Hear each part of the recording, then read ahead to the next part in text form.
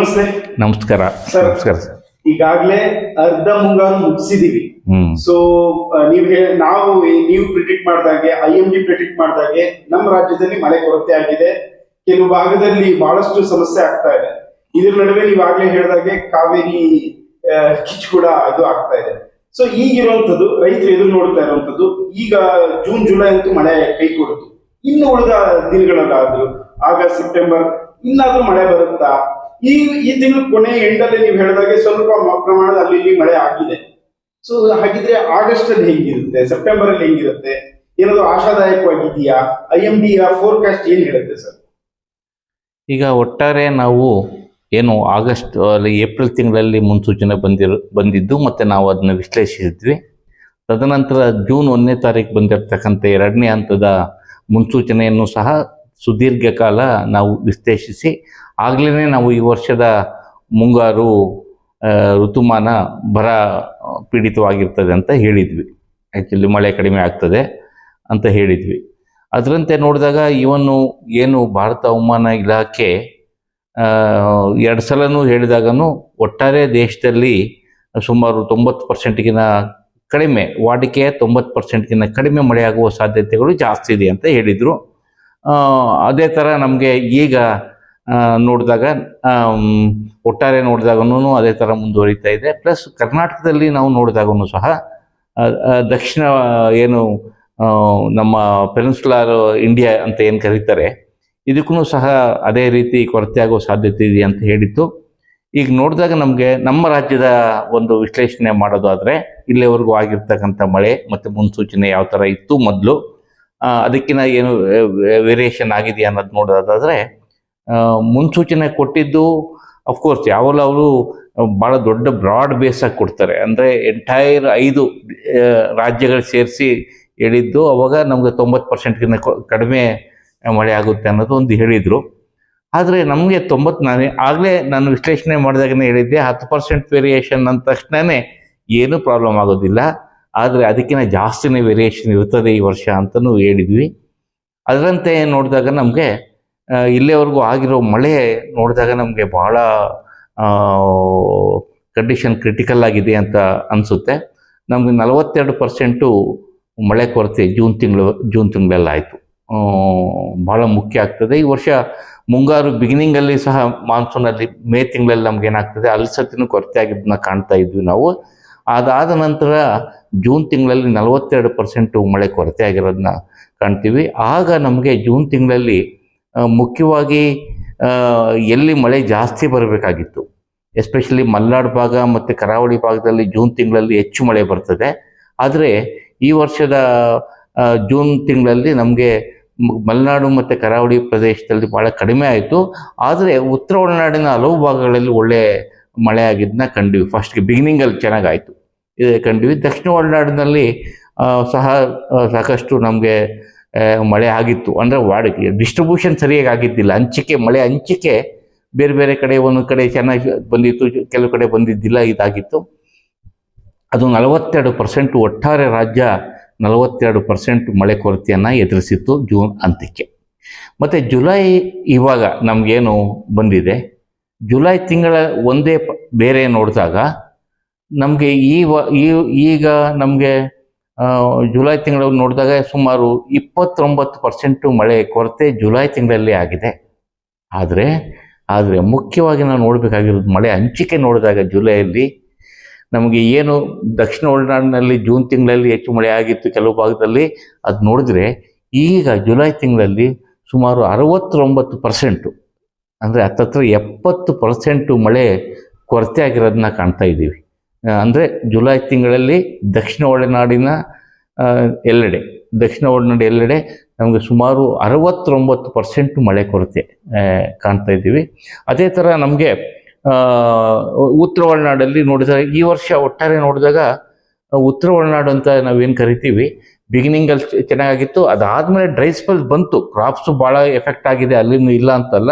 ಆದರೆ ಒಟ್ಟಾರೆ ಮಳೆ ನೋಡಿದಾಗ ಜುಲೈ ತಿಂಗಳಲ್ಲಿ ಸಹ ಕೆಲವು ಭಾಗದಲ್ಲಿ ನಮಗೆ ಎಸ್ಪೆಷಲಿ ಧಾರವಾಡ, ಬೆಳಗಾವಿ ಈ ಭಾಗದಲ್ಲಿ ಹೆಚ್ಚಿನ ಮಳೆ ಆಗಿದ್ದಕ್ಕೆ, ಹಾವೇರಿ ಈ 3 ಬಾಗಲಕೋಟೆ ಈ ಭಾಗದಲ್ಲಿ ಹೆಚ್ಚಿನ ಮಳೆ ಆಗಿರೋದಕ್ಕೆ ಒಟ್ಟಾರೆ ನೋಡಿದಾಗ ನಮಗೆ 22% ಮಾತ್ರ ಮಳೆ ಕೊರತೆ ಬಂದ್ರೂ ಸಹ ಕೆಲವು ಭಾಗದಲ್ಲಿ ಉತ್ತರ ಒಳನಾಡಿನ ಕೆಲವು ಭಾಗದಲ್ಲಿ ಸಹ ಜಾಸ್ತಿ ಮಳೆ ಕೊರತೆ, ಅದರಲ್ಲೂ ವಿಜಯನಗರ ಡಿಸ್ಟಿಕ್ ಅಂತ ಏನು ಕರಿತೀವಿ ಅಲ್ಲಿ ನೋಡಿದಾಗ ನಮಗೆ ತೀವ್ರ ಮಳೆ ಕೊರತೆ ಇರೋದನ್ನ ಕಾಣ್ತೀವಿ.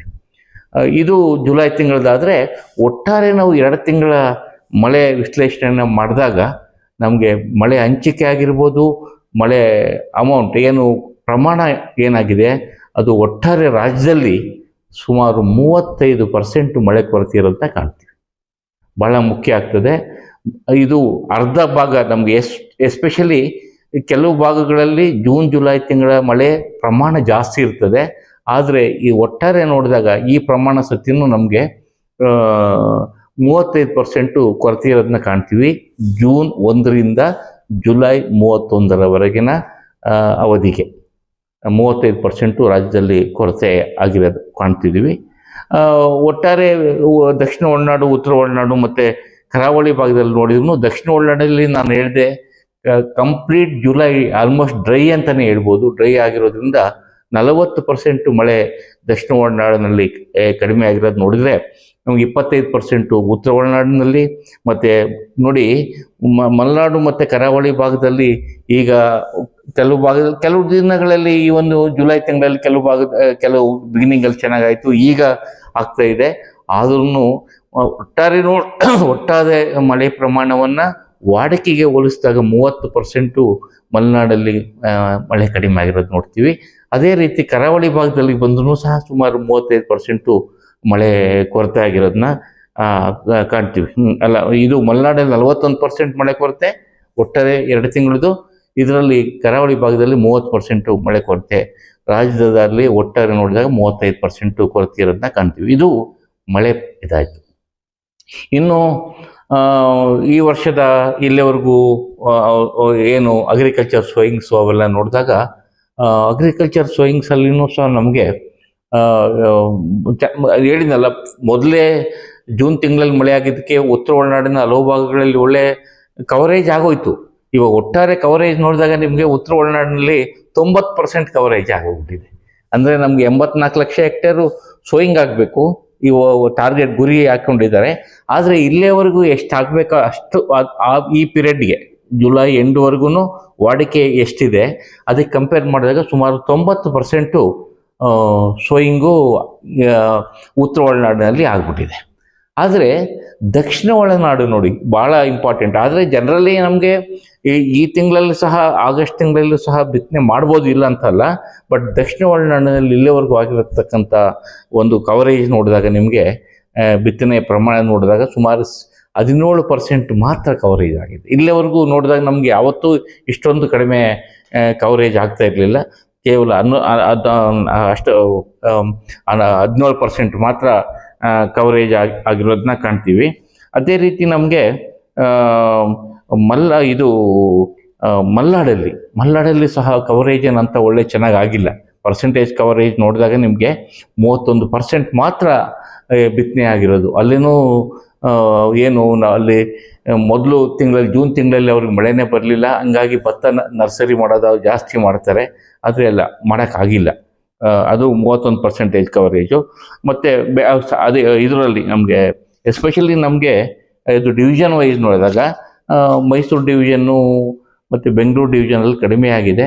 ಬಟ್ ಆದರೆ ಗುಲ್ಬರ್ಗ ಡಿವಿಷನ್ನಲ್ಲಿ, ಬೆಳಗಾವಿ ಡಿವಿಷನಲ್ಲಿ ನೋಡಿದಾಗ ಪರ್ಸೆಂಟೇಜ್ ಕವರೇಜ್ ಸ್ವಲ್ಪ ಚೆನ್ನಾಗಿರೋದನ್ನ ಕಾಣ್ತೀವಿ. ಸೋಯಿಂಗ್ ಚೆನ್ನಾಗಿರೋದನ್ನ ಕಾಣ್ತೀವಿ. ಇದು ಸೋಯಿಂಗ್ ಆದಾಗ ಮತ್ತು ಇಲ್ಲಿವರೆಗೂ ಡ್ಯಾಮ್ಗಳಿಗೆ ಬಂದಿರೋಂಥ ಫ್ಲೋಸ್ ಅವೆಲ್ಲ ನೋಡಿದಾಗ ನಾವು ಭಾಳ ಕಡಿಮೆ. ಈಗಾಗಲೇ ನೋಡ್ತಾ ಇದ್ದೀವಿ ನಮ್ಮ ರಾಜ್ಯದಲ್ಲಿ ಬಿಕ್ಕಟ್ಟಿನ ವಾತಾವರಣ ಈಗಾಗಲೇ ಉಂಟಾಗಿದೆ. ನಮಗೆ ಕಾವೇರಿಗೆ ಎಷ್ಟು ಬರಬೇಕಾಗಿತ್ತು ಅಷ್ಟು ನೀರು ಬಂದಿಲ್ಲ. ಸುಮಾರು 60% ಶಾರ್ಟ್ ಫಾಲ್ ಇದೆ, ಬರೋದ್ರಲ್ಲಿ ಶಾರ್ಟ್ ಫಾಲ್ ಅಂತ ಕರಿತೀವಿ, ಅದು ಇದೆ. ನಮಗೆ ಇಲ್ಲಿವರೆಗೂ ನೋಡಿದಾಗ ಅಟ್ಲೀಸ್ಟ್ ನಮಗೆ ಕಳೆದ 3-4 ದಿವಸದಿಂದ ಮಳೆ ಆಗಿರೋದ್ರಿಂದ ಫ್ಲೋ ಸ್ವಲ್ಪ ಇಂಪ್ರೂವ್ ಆಗಿದೆ. ಈಗಾಗಲೇ ನಮಗೆ ಒಟ್ಟಾರೆ ಡ್ಯಾಮ್ಗಳಲ್ಲಿ ಪರ್ಸೆಂಟೇಜ್ ಕವರೇಜ್ ನೋಡಿದಾಗ ನಮ್ಮ ಕಾವೇರಿಯಲ್ಲಿ ಸುಮಾರು 61% ಎಷ್ಟಿರಬೇಕು, 114 TMC ಫುಲ್ಲು ಕೆಪಾಸಿಟಿ ಇದ್ದರೆ 4 ಡ್ಯಾಮಿಂದ ನಮಗೆ 70 TMC ನೀರು ಈಗಾಗಲೇ ನಮ್ಮಲ್ಲಿ ಇದೆ. ಅದರಲ್ಲಿ ಡೆಸ್ಟ್ ಸ್ಟೋರೇಜ್ ಒಂದು 10 TMC ಹೋದ್ರೆ ಒಂದು 60 TMC ನಮಗೆ ಲಭ್ಯತೆ ಇರ್ತದೆ ಬಳಕೆಗೆ. ಅದಾದಾಗ ಐಡಲ್ ನಮಗೆ ಇದು ಬಹಳ ಮುಖ್ಯ ಆಗ್ತದೆ. ನಮಗೆ ಹೆಚ್ಚು ಮಳೆ ಬರ್ತಾ ಇದೆ ಕರಾವಳಿ ಮಲೆನಾಡು ಭಾಗದಲ್ಲಿ ಅಂತ ನೋಡಿದ್ರೂ ಸಹ ಇಲ್ಲಿವರೆಗೂ ಏನು ಪವರ್ ಜನ್ರೇಷನ್ನು ಐಡಲ್ ನಮಗೆ ಡ್ಯಾಮ್ಗಳಿಗೆ ಬಂದಿರೋ ಫ್ಲೋಸ್ ನೋಡಿದಾಗ ನಮಗೆ ಇವೆಲ್ಲ ಕೇವಲ 31% ಮಾತ್ರ ಡ್ಯಾಮ್ಗಳು ತುಂಬಿರೋದು ಈ ವರ್ಷ. ನಮ್ಗೆ ನೋಡಿದರೆ ಭಾಳ ದೊಡ್ಡ ಮಳೆ ಬರ್ತಾ ಇದೆ ಅದು ಇದು ಅಂತೀವಿ, ಆದರೆ ನಮ್ಗೆ ಇಲ್ಲಿವರೆಗೂ ಕೇವಲ 31% ನಮ್ಗೆ ಒಟ್ಟಾರೆ ಡ್ಯಾಮ್ಗಳಲ್ಲಿ ಏಟಾಗಿರೋದು ಈ ವರ್ಷ ನಮ್ಗೆ ಐಡಲ್ ಪವರ್ದು ಕೇವಲ 31% ತುಂಬಿದ್ದಾವೆ. ಅದು ಬಿಟ್ಟರೆ ಕೃಷ್ಣಾದಲ್ಲಿ ಅಫ್ಕೋರ್ಸ್ ನಮಗೆ ಕೃಷ್ಣಾದಲ್ಲಿ ಹೆಚ್ಚಿಗೆ ನಮಗೆ ಡ್ಯಾಮ್ಗಳು ತುಂಬಲಿಕ್ಕೆ ಏನು ನಮ್ಮ ರಾಜ್ಯದಲ್ಲಿ ಆದಂಥ ಮಳೆ ಕಾರಣ ಅಲ್ಲ. ಇದು ಮಹಾರಾಷ್ಟ್ರ ವೆಸ್ಟರ್ನ್ ಘಾಟ್ ಏರಿಯಾದಲ್ಲಿ ಏನು ಮಲೆನಾಡಲ್ಲಿ ವೆಸ್ಟರ್ನ್ ಘಾಟ್ ಏರಿಯಾ ಅಂತ ಏನು ಕರಿತೀವಿ, ಅದು ನಮ್ಮ ಕೃಷ್ಣ ಕ್ಯಾಚ್ಮೆಂಟ್ ಅಪ್ಪರ್ ಕ್ಯಾಚ್ಮೆಂಟ್ ಬರೋದೇ ಮಹಾರಾಷ್ಟ್ರದಲ್ಲಿ. ಅದನ್ನು ಘಟ್ಟ ಪ್ರದೇಶದಲ್ಲಿ ಇರೋದ್ರಿಂದ ಅಲ್ಲಿ ಒಳ್ಳೆ ಮಳೆ ಆಯಿತು ಈ ವರ್ಷ.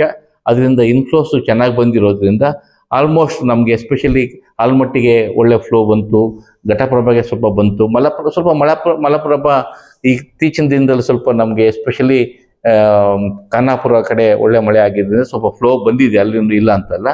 ಬಟ್ ನಮಗೆ ಘಟಪ್ರಭಾ ಚೆನ್ನಾಗಿ ಬಂದಿರೋದೀಗ ಇದು ಆಲ್ಮಟ್ಟಿ ಮತ್ತು ನಾರಾಯಣಪುರ ಆಲ್ಮೋಸ್ಟ್ ತುಂಬ ಸ್ಟೇಜಿಗೆ ಬಂದುಬಿಟ್ಟಿದ್ದಾವೆ ಈ ಮೂರು.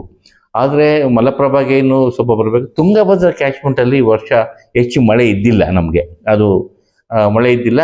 ಕಳೆದ 2-3 ದಿವಸ ಇವತ್ತು 2 ದಿವಸದಿಂದ ನಮಗೆ ಸ್ವಲ್ಪ ಭದ್ರಾದಲ್ಲಿ ಜಾಸ್ತಿ ಇನ್ಫ್ಲೋ ಜನ್ರೇಟ್ ಆಗೋ ಮಳೆ ಚೆನ್ನಾಗಿ ಬರ್ತಾ ಇದೆ. ಇವಾಗ ಇನ್ಫ್ಲೋ ಬರ್ಬೋದು, ಅಲ್ಲಿನೂ ಬರ್ಬೋದು. ತುಂಗಭದ್ರಾ ಈಗಾಗಲೇ ಮೊದಲೇ ನೋಡಿದಾಗೂ ಕಡಿಮೆ ಇತ್ತು ಫ್ಲೋ ಇದು. ಸೊ ಈಗ ನಮಗೆ ಹೆಚ್ಚಿನ ಪ್ರಮಾಣದಲ್ಲಿ ತುಂಗಭದ್ರದಲ್ಲಿ ಇಲ್ಲ. ನಮಗೆ ಭಾಳ ಇಂಪಾರ್ಟೆಂಟ್ ತುಂಗಭದ್ರಾ ದೊಡ್ಡ ಕ್ಯಾಚ್ಮೆಂಟ್ ಅದು.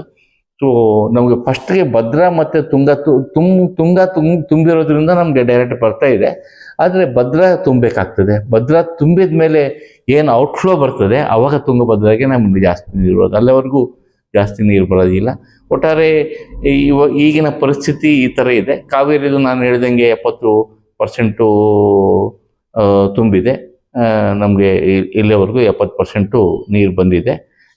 ಎಷ್ಟು ನಮ್ಗೆ ಇರಬೇಕಾಗಿತ್ತು ನೀರು ಅಷ್ಟಿಲ್ಲ ಕಾವೇರಿಯಲ್ಲಿ. ನಮ್ಗೆ ಜನರಲ್ ಆಗಿ ಲಾಸ್ಟ್ ಇಯರ್ ಕಂಪೇರ್ ಮಾಡಿ ಲಾಸ್ಟ್ ಇಯರ್ ಬೈ ಜೂನ್ ಎಂಡೇ ಎಲ್ಲ ಡ್ಯಾಮ್ಗಳು ತುಂಬೋಗಿತ್ತು. ಅದಕ್ಕೆ ಮುಖ್ಯ ಕಾರಣ ಮೇ ತಿಂಗಳಲ್ಲಿ ಬಿದ್ದಂಥ ಅಧಿಕ ಮಳೆ, ವಿಪರೀತ ಮಳೆ ಆಗಿತ್ತು ಲಾಸ್ಟ್ ಇಯರ್. ಇದು ಇಲ್ಲಿವರೆಗೂ ಆಗಿರ್ತಕ್ಕಂಥ ನಮ್ಮದು ಪ್ರೋಗ್ರೆಸ್ಸು, ಮಾನ್ಸೂನ್ ಪ್ರೋಗ್ರೆಸ್ಸು ಇಷ್ಟಲಿವರೆಗೂ ಆಗಿದೆ. ಹೌದು. ಇವಾಗ ನಮಗೆ ನಿನ್ನೆ ಭಾರತೀಯ ಹವಾಮಾನ ಇಲಾಖೆ ಆಗಸ್ಟು ಮತ್ತು ಸೆಪ್ಟೆಂಬರಿಗೆ ಆಗುವ ಏನಾಗಬಹುದು ಅನ್ನೋದ್ರ ಬಗ್ಗೆ ಮಳೆ ಮುನ್ಸೂಚನೆ ಕೊಟ್ಟಿದೆ. ಪ್ರತಿ ವರ್ಷದಂತೆ ಈ ವರ್ಷವೂ ಕೊಟ್ಟಿದೆ.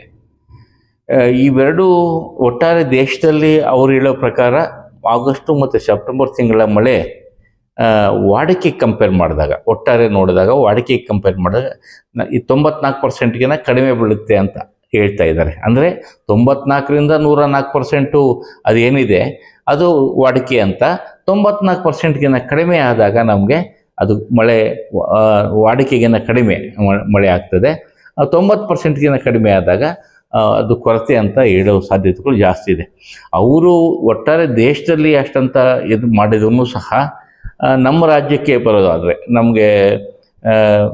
ಬರೋದಾದರೆ ಮ್ಯಾಪಲ್ಲಿ ನೋಡ್ಬೋದು ನಾವು 2 ತಿಂಗಳ ಮಳೆ ಬಹಳಷ್ಟು ಕಡೆ ನಮ್ಮ ರಾಜ್ಯದ ಸುಮಾರು 70-80% ಭಾಗದಲ್ಲಿ ಮಳೆ ಆಗಸ್ಟ್ ಮತ್ತು ಸೆಪ್ಟೆಂಬರ್ ತಿಂಗಳ ಮಳೆ ಒಂದು ಪ್ರಮಾಣ ಅಥವಾ ಇದು ನೋಡಿದಾಗ ಮತ್ತೇನೂ ವಾಡಿಕೆಗಿಂತ ಕಡಿಮೆ ಆಗುವ ಸಾಧ್ಯತೆಗಳು ಅಥವಾ ಕೊರತೆ ಆಗುವ ಸಾಧ್ಯತೆಗಳು ಭಾಳ ಇದೆ. ಅದಕ್ಕೆ ಸಂಭಾವನೀಯತೆ ಅಂತ ಕರೀತಾರೆ. ಅದು ನೋಡಿದಾಗ more than 50% probability of getting deficient rainfall during August and September. ಈ ವರ್ಷ ಭಾಳ ಕ್ಲಿಯರಾಗಿ ಗೊತ್ತಾಗ್ತಾ ಇದೆ. ನಮಗೇನು ಅಂಥ ಆಶಾದಾಯಕವಾಗಿಲ್ಲ. ಆಗಸ್ಟು ಸೆಪ್ಟೆಂಬರ್ ಸತ್ತಿನೂ ಸಹ ಮಳೆ ಕೊರತೆ ಆಗುವ ಸಾಧ್ಯತೆಗಳು ಜಾಸ್ತಿ ಇದೆ.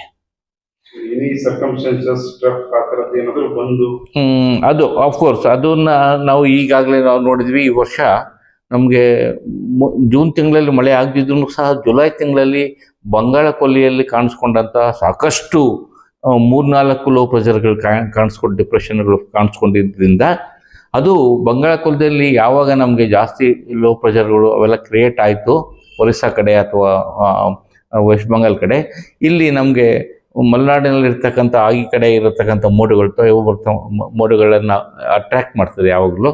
ಸೊ ಅವಾಗ ನಮಗೆ ಕೋಸ್ಟಲ್ ಮಲೆನಾಡಲ್ಲಿ ಜುಲೈ ತಿಂಗಳಲ್ಲಿ ಮಳೆ ಆಗಿರೋದನ್ನ ಕಂಡಿವಿ.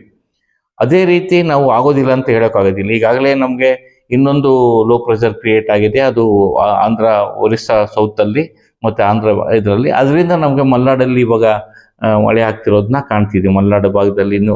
ಆದರೆ ಇದು ಎಷ್ಟು ದಿವಸ ಇರ್ತದೆ ಅಂತ ಹೇಳಲಿಕ್ಕಾಗೋದಿಲ್ಲ. ಇಲ್ಲಿವರೆಗೂ ನೋಡಿದಾಗ ಇನ್ನೊಂದು 2 ದಿವಸ ಇದು ಮುಂದುವರಿಯೋ ಸಾಧ್ಯತೆಗಳು ಇದೆ.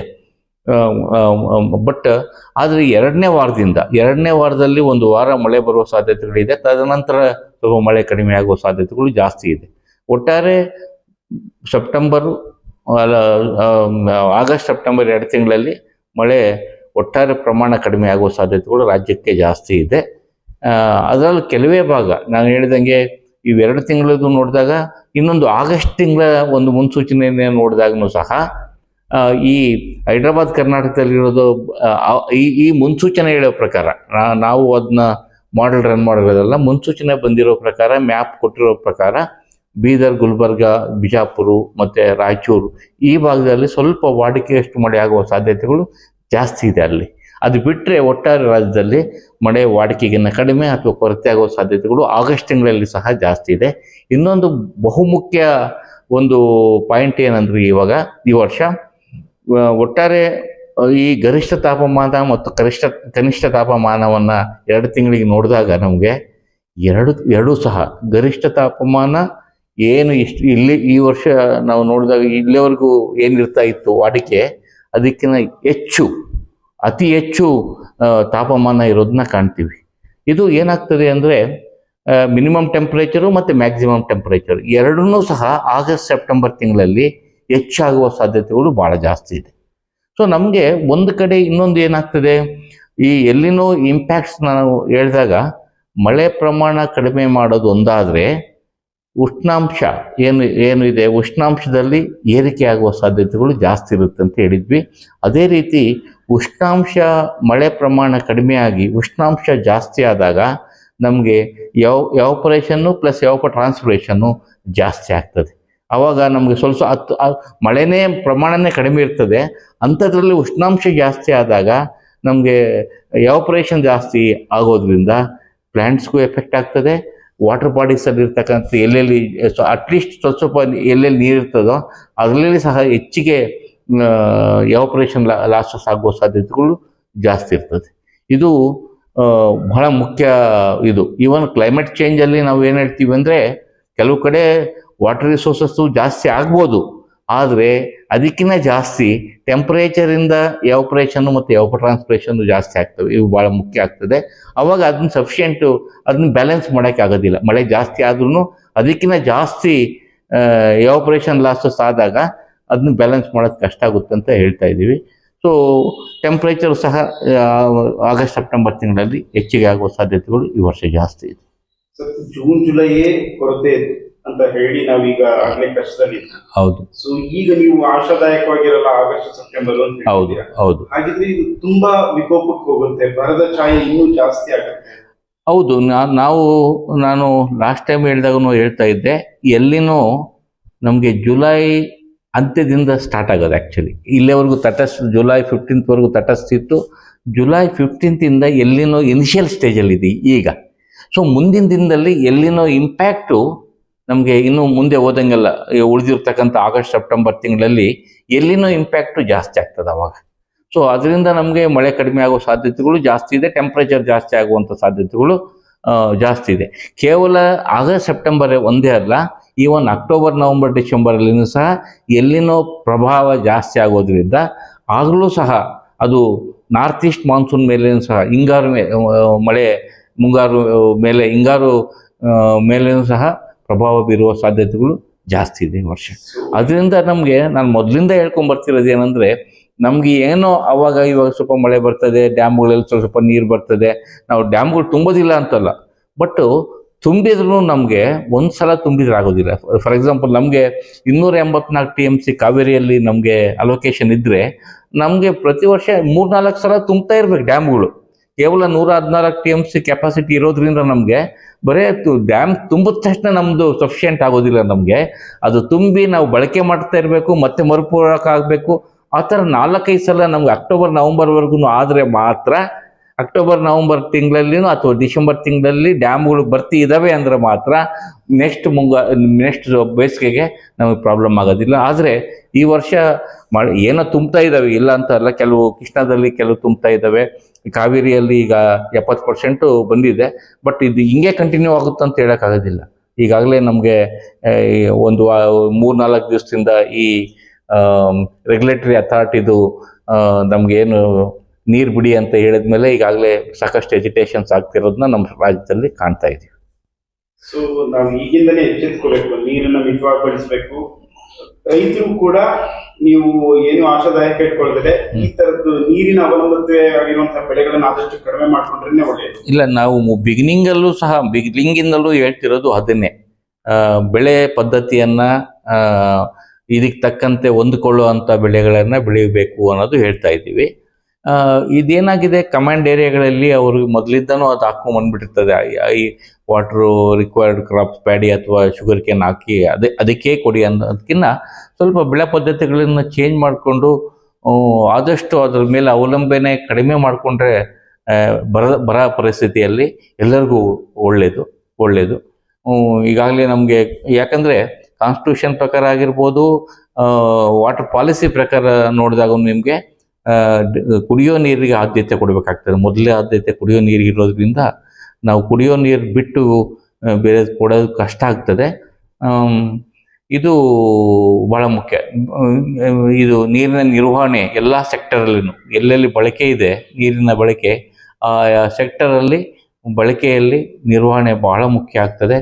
ಅದು ಮಾಡಿದರೆ ಮಾತ್ರ ನಮಗೆ ಮುಂದಿನ ಬೇಸಿಗೆಯಲ್ಲಿ ಅಷ್ಟು ದೊಡ್ಡ ಪರಿಣಾಮ ಅದೇ ಆಗ್ತದೆ. ನಮಗೆ ಇದಾಗ್ತದೆ. ಅಂತರ್ಜಲ ಇದು ಬಿಟ್ಟಾಗ ನಮಗೆ ಏನಾಗ್ತದೆ, ಜಲಮೂಲಗಳಲ್ಲಿ ಮುಖ್ಯವಾಗಿ ಒಂದು ಸರ್ಫೇಸ್ ವಾಟರ್ ಅಂತ ಕರೆದರೆ, ಮೇಲ್ಮೈ ನೀರು ಅಂತ ಹೇಳಿದರೆ, ಇನ್ನೊಂದು ಅಂತರ್ಜಲ ಮಟ್ಟ ಸಹ ಯಾವಾಗ ಮಳೆ ಬರೋದಿಲ್ವೋ, ಮರುಪೂರ್ಣತೆ ಕಡಿಮೆ ಆಗ್ತದೋ, ಬಳಕೆ ಜಾಸ್ತಿ ಆಗ್ತದೆ, ಅಂತರ್ಜಲದ ಮಟ್ಟ ಕುಸಿತದೆ. ಮುಂದಿನ ಸಮ್ಮರ್ ಅಷ್ಟೊತ್ತಿಗೆ ಸಾಕಷ್ಟು ಬೋರ್ವೆಲ್ಗಳು ಸಹ ಒಣಗುವ ಸಾಧ್ಯತೆಗಳು, ಡ್ರೈ ಆಗುವ ಸಾಧ್ಯತೆಗಳು ಜಾಸ್ತಿ ಇದೆ. ಅದರಲ್ಲೂ ಹೆಚ್ಚು ನೀರುಣಿಸುವ ಪ್ರದೇಶಗಳಲ್ಲಿ ಪ್ಲಸ್ ಟೆಂಪ್ರೇಚರು ಜಾಸ್ತಿ ಆಗೋದ್ರಿಂದ ನಮಗೆ ಸಾಕಷ್ಟು ನೀರು ಆವಿಯಾಗಿ ಹೋಗೋ ಸಾಧ್ಯತೆಗಳು ಇರೋದ್ರಿಂದ ಭಾಳ ಕಷ್ಟ ಆಗ್ಬೋದು. ಸಮ್ಮರ್ ನೀಗಿಸೋದಿದೆಯಲ್ಲ, ಈಗಲಿಂದನೇ ರೈತರು ಅದಕ್ಕೆ ಸರಿಯಾದ ಒಂದು ಕೆಲವು ಮೆಥಡ್ಸ್ ಇದ್ದಾವೆ. ಮಲ್ಚಿಂಗ್ ಆಗಿರ್ಬೋದು, ಇವೆಲ್ಲ ಮಾಡಿಕೊಂಡು ಜಾಸ್ತಿ ಆಪ್ರೇಷನ್ ಆಗ್ದಂಗೆ ಈಗಲಿಂದ ಆಯಾ ಯೂನಿವರ್ಸಿಟಿಗಳಲ್ಲಿ ಡಿಸ್ಕಸ್ ಮಾಡಿಕೊಂಡು ಆಯಾ ಕ್ರಾಪ್ಸ್ಗೆ ಯಾವ ಥರ ಪ್ರೊಟೆಕ್ಟ್ ಮಾಡಬೇಕು ಅನ್ನೋದನ್ನು ಅಗ್ರಿಕಲ್ಚರ್ ಡಿಪಾರ್ಟ್ಮೆಂಟು ಸಹ ಸಾಕಷ್ಟು ಕಾನ್ಸ್ಟಿಟ್ಯೂನ್ಸಿ ಕ್ರಾಪ್ ಪ್ಲ್ಯಾನಿಂಗ್ಗಳಲ್ಲಿ ಮತ್ತು ಕ್ರಾಪು ಮ್ಯಾನೇಜ್ಮೆಂಟಲ್ಲಿ ಸಾಕಷ್ಟು ವರ್ಕ್ ಮಾಡ್ತಿರೋದ್ರಿಂದ ಯೂನಿವರ್ಸಿಟಿಗಳಲ್ಲಿ ಟೆಚ್ಚಿಟ್ಕೊಂಡು ಅಲ್ಲಿ ಡಿಸ್ಕಸ್ ಮಾಡೋದು ಭಾಳ ಮುಖ್ಯ ಆಗ್ತದೆ. ರೈತರೆಲ್ಲ ಎಚ್ಚೆತ್ಕೊಂಡೆ ಮುಂದೆ ಹೋದರೆ ಅಟ್ಲೀಸ್ಟ್ ಮ್ಯಾನೇಜ್ ಮಾಡ್ಬೋದು. ಈ ಬರ ಇದು ನಮಗೆ ಏನಾಗಿದೆ, ನಾವು ಬರ ಅಂದ ತಕ್ಷಣ ನಮಗೇನು ಹೊಸದಲ್ಲ. ಕರ್ನಾಟಕಕ್ಕೆ ನಾವು ತಾತ ಮುತ್ತಾತರ ಕಾಲದಿಂದನೂ ಬರನ ಎದುರಿಸಿದ್ದೀವಿ. ಆದರೆ ಅವಾಗ ಏನಿತ್ತು ಅಂದರೆ, ಬರಕ್ಕೆ ಹೊಂದಿಕೊಳ್ಳುವ ಬೆಳೆಗೆ ಬೆಳೀತಾ ಇದ್ವಿ. ಪ್ಲಸ್ ನಮ್ಮ ಲೈಫ್ ಸ್ಟೈಲ್ ಹೆಂಗಿರ್ತಾ ಇತ್ತು ಅಂದರೆ, ಬರಕ್ಕೆ ಹೊಂದ್ಕೊಂಡು ಹೋಗ್ತಾ ಇದ್ವಿ. ಜಾಸ್ತಿ ಎಕ್ಸ್ಪೆಕ್ಟೇಷನ್ಸ್ ಇರ್ತಾ ಇರಲಿಲ್ಲ ಬರಕ್ಕೆ. ನೀರು ಅಷ್ಟೇ, ನೀರಿನ ಬಳಕೆ 4 ಬಿಂದಿಗೆ ತಂದರೆ ಮನೆಯವರೆಲ್ಲ ನಾವು ಮೇಂಟೈನ್ ಮಾಡ್ತಾ ಇದ್ವಿ. ಆದರೆ ಈಗಿನ ಒಂದು ಲೈಫ್ ಸ್ಟೈಲ್ಸ್ ಇವೆಲ್ಲ ನೋಡಿದಾಗ ಬಳಕೆ ವಿಪರೀತ ಆಗ್ತಾ ಇದೆ. ಅದರಲ್ಲೂ ಬೆಂಗಳೂರು ಅಂತ ಭಾಗದಲ್ಲಿ ನೀರಿನ ನಿರ್ವಹಣೆ ಭಾಳ ಮುಖ್ಯ ಆಗ್ತದೆ. ಈಗಾಗಲೇ ಸಾಕಷ್ಟು ಸರ್ಕಾರ ಅಥವಾ BWSSB ಸಾಕಷ್ಟು ಅದ್ರ ಬಗ್ಗೆ ಅಡ್ವರ್ಟೈಸ್ಮೆಂಟ್ಸ್ ಮಾಡ್ತಾ ಇದೆ. ಎಲ್ಲಿ ನೀರು ಪೋಲ್ ಮಾಡಬಾರ್ದು, ನಾವು ನಿಮ್ಗೆ ಇದು ಮಾಡ್ತೀವಿ, ಡಬಲ್ ಮಾಡ್ತೀವಿ ಚಾರ್ಜಸ್ಸು ಅಥವಾ ಫೈನ್ ಹಾಕ್ತೀವಿ ಅನ್ನೋದ್ರ ಬಗ್ಗೆ ಎಲ್ಲ ಹೇಳ್ತಾ ಇದೆ. ಇದು ಭಾಳ ಮುಖ್ಯ ಆಗ್ತದೆ. ಬಟ್ ಜನರಲ್ಲಿ ಸಹ ಅರಿವು ಮೂಡ್ಕೊಬೇಕು. ನಾವು ಯಾವುದೇ ಸರ್ಕಾರ ಹಿಂಗೆ ಹೇಳ್ತದಲ್ಲ ಅನ್ನೋದಲ್ಲ ಮುಖ್ಯ, ನಮಗೂ ಅದನ್ನ ಅಳವಡಿಕೆ ಮಾಡ್ಕೊಳೋಕ್ಕೆ ಹೊಂದ್ಕೊಳಕ್ಕೆ ನಾವು ಟ್ರೈ ಮಾಡಬೇಕಾಗ್ತದೆ. ಸರ್, ಒಟ್ಟಾರೆಯಾಗಿ ಮಳೆ ಕೊರತೆ ಅಂತ ಹೇಳಿದೀರಾ. ಹ್ಮ್. ಇದು ಯಾವ್ದು ಕೂಡ ಏನಾದ್ರು ಸರ್ಕಮ್ಸ್ಟೆನ್ಸಸ್ ಇದಾಗಿ ಒಂದಿಷ್ಟು ಮಳೆ ಬರ್ಲಿ ಅನ್ನೋದು ನಮ್ಮ ಆಶಯ. ಅದೇ ನಾವು ಅದು ಆ್ಯಕ್ಚುಲಿ ಕೆಲವು ಟೈಮಲ್ಲಿ ನೋಡಿ, ಇವಾಗ ಮಳೆ ಬಂತು ಇಲ್ಲ ಅನ್ನೋದಿಲ್ಲ. ನಾವು ಜೂನ್ ಜುಲೈ ತಿಂಗಳಲ್ಲಿ ಸಾಕಷ್ಟು ಸಿಸ್ಟಮ್ಗಳು ಡೆವಲಪ್ ಆಗಿ ನಮಗೆ ಅಲ್ಲಿ ಇಲ್ಲಿ ಕೆಲವು ಭಾಗದಲ್ಲಿ, ಮಲೆನಾಡಲ್ಲಿ, ಕರಾವಳಿ ಭಾಗದಲ್ಲಿ ಜೂನ್ ತಿಂಗಳಲ್ಲಿ ಮಳೆನೇ ಇದ್ದಿಲ್ಲ. ಜುಲೈ ತಿಂಗಳಲ್ಲಿ ಕಾಣಿಸ್ಕೊಂಡಂಥ ಕೆಲವೆಲ್ಲ ಲೋ ಪ್ರೆಷರ್ಗಳು ಇವೆಲ್ಲ ಸಿಸ್ಟಮ್ಗಳು ಆ್ಯಕ್ಟಿವ್ ಆಗಿದ್ದಕ್ಕೆ ನಮಗೆ ಸಾಕಷ್ಟು ನಮ್ಮ ರಾಜ್ಯದಲ್ಲಿ ಸ್ವಲ್ಪ ಮಳೆ ಆಯಿತು, ಇಲ್ಲ ಅಂತಲ್ಲ. ಅದೇ ರೀತಿ ನಮ್ಗೆ ಏನಾಗ್ತದೆ, ಮಳೆ ಬರೋದಿಲ್ಲ ಅಂತ ಹೇಳೋಕ್ಕಾಗೋದಿಲ್ಲ, ಕೊರತೆ ಆಗ್ತದೆ ಅಂತ ಹೇಳ್ತೀವಿ. ವಾಡಿಕೆಗಿನ ಒಂದು 20-30% ಕಡಿಮೆ ಆಗುವ ಸಾಧ್ಯತೆಗಳು ಇವಾಗ ಕಡಿಮೆ ಆಗ್ಬೋದು. ಇದು ನೋಡಿದಾಗ ನಮ್ಗೇನಂದರೆ, ನಮಗೆ ಮುಂದೇನು ಸಿಸ್ಟಮ್ಗಳು ಮಳೆ ಕಡಿಮೆ ಆಗಿರ್ತದೆ, ಯಾವುದನ್ನು ಸ್ವಲ್ಪ ಸಿಸ್ಟಮ್ಗಳು ಕಡಿಮೆ ಬಂದು ಸ್ವಲ್ಪ ಮಳೆ ಈ ತೇವಾಂಶ ಭರಿತ ಮೋಡಗಳು ಬಂದಾಗ ಬೇರೆ ಬೇರೆ ಸಿಸ್ಟಮ್ಗಳಿಂದ ಏನು ಡೆವಲಪ್ ಆಗ್ತದೆ, ಮಳೆ ಬಂದರೆ ಸ್ವಲ್ಪ ಸುಧಾರಣೆ ಬರ್ಬೋದು, ಇಲ್ಲ ಅಂತಲ್ಲ. ಅದ್ರ ಬಿಟ್ಟರೆ ಸಾಧ್ಯತೆಗಳು, ಪ್ರಾಬಿಲಿಟಿ ಅಂತ ನಾವೇನು ಕರಿತೀವಿ, ಮಳೆ ಕೊರತೆ ಆಗೋ ಸ್ವಲ್ಪ ಪ್ರಾಬಿಲಿಟಿ ನಾವು ಮೊದಲೇ ಹೇಳಿದ್ವಿ. ಅದರಂತೆ ನೋಡಿದಾಗ 42% ಜೂನ್ ತಿಂಗಳಲ್ಲಿ, 35% ಜುಲೈ ತಿಂಗಳಲ್ಲಿ ಈ ಕೊರತೆ ಹಂಗೆ ಬರ್ತಾ ಇದೆ. ಇವನು ಒಟ್ಟಾರೆ ನಮಗೆ ಸೀಸನ್ ಎಂಡ್ ಅಷ್ಟೊತ್ತಿಗೆ ಇದೇ ಥರ ಕಂಟಿನ್ಯೂ ಆಗಿ ಸೀಸನ್ ಎಂಡ್ ಅಷ್ಟೊತ್ತಿಗೆ 30-40% ಮಳೆ ಕೊರತೆ ಅಂದರೆ, ಅದು 30% ಕೊರತೆ ಆದ್ರೂ ಅದು ಬಹಳ ದೊಡ್ಡ ಮಟ್ಟದ ಕೊರತೆ ಆಗ್ತದೆ ಸೀಸನ್ ಎಂಡಿಗೆ. ಬಿಗಿನಿಂಗಲ್ಲಿ ಜೂನ್ 1 ತಿಂಗಳದು 2 ತಿಂಗಳದು ನೋಡೋದಲ್ಲ, ಒಟ್ಟಾರೆ ಸೀಸನ್ ನಾವು ಸೌತ್ ವೆಸ್ಟ್ ಮಾನ್ಸೂನ್ ಎಂಡಿಗೆ ನೋಡಿದಾಗ ಇವನ್ 20%, ಒಂದು ಸಲ 24% ಮಳೆ ಕೊರತೆ ಆಗಿತ್ತು ಲಾಸ್ಟ್ 23ರಲ್ಲಿ. ಅದೇ ರೀತಿ 24-25% ಆಗಿರೋದು ನೋಡಿದ್ದೀವಿ. ಆದರೆ ಅಷ್ಟು ಪರ್ಸೆಂಟ್ ಕೊರತೆ ಆದಾಗ ಅದು ಭಾಳ ಅಗ್ರಿಕಲ್ಚರ್ ಮೇಲೆ ಮತ್ತೆ ಭಾಳ ಇಂಪ್ಯಾಕ್ಟ್ ಆಗ್ತದೆ. Thank you sir. ಇಷ್ಟು ವಿಸ್ತೃತವಾಗಿ ಆಗಸ್ಟ್ ಮತ್ತೆ ಸೆಪ್ಟೆಂಬರ್ ಫೋರ್ಕಾಸ್ಟ್ ಬಗ್ಗೆ ವಿವರಿಸಿಕೊಟ್ಟಿದ್ದೀರಾ. ಧನ್ಯವಾದಗಳು. Thank you.